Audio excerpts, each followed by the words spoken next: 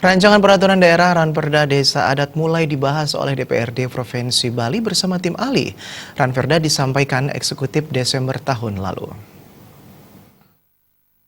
Yang kedua, terkait dengan judul perda ini.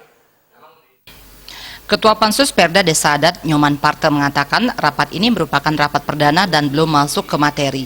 Pihaknya akan mengundang eksekutif pada 15 Januari mendatang untuk bersama-sama membahas revisi Perda Desa Adat ini.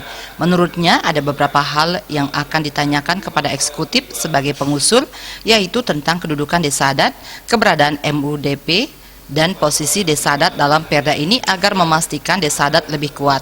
Menurut Parte, materi yang diusulkan eksekutif melebihi 50%, sehingga Perda ini kemungkinan akan menjadi Perda baru dan bukan merevisi Perda yang lama. Pihaknya juga akan menanyakan tentang loka yang akan memayungi MUBDA atau Badan Usaha Milik Adat dan LPD Sebali. Hal tersebut akan menjadi perdebatan karena maksudnya belum jelas. Karena materi yang diusulkan melebihi 50%, berarti nanti kita akan buat perda baru. Perda ini akan menjadi perda baru, bukan merevisi lagi, akan menjadi perda baru. Yang kelima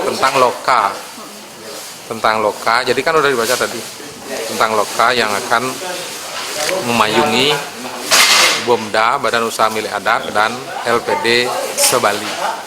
Itu yang akan menjadi perdebatan kita. Jadi kita belum tahu apa itu maksudnya, baru tahu istilahnya. Biar tidak salah memberikan komen, ya kami undang dulu nanti tanggal 15-16. Sementara anggota Pansus Dahwijana mengatakan Perda ini masih dalam tahap pembahasan.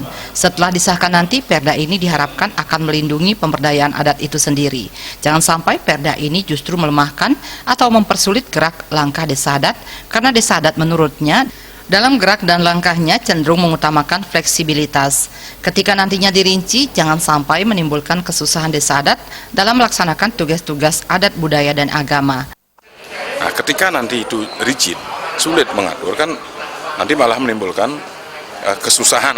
Jadi menimbulkan persoalan yang nanti dihadapi dalam rangka Desa Adat itu melaksanakan tugas-tugas adat, budaya, dan agama kita.